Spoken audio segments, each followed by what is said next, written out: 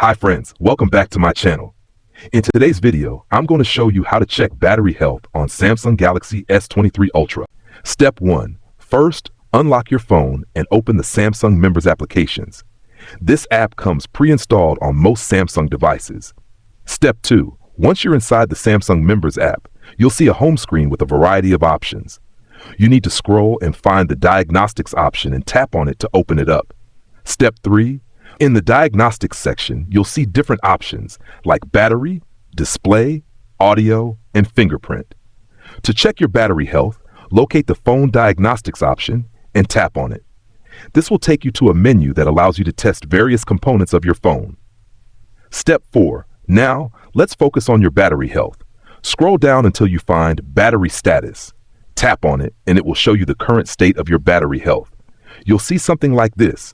Good, your battery is in excellent condition. It's holding a full charge and working efficiently. Normal, your battery is okay, but it may have experienced some minor wear over time.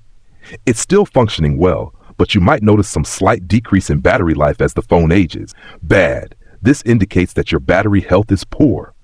It may not be holding charge as well as it should, or it could be showing signs of wear, and a replacement might be necessary.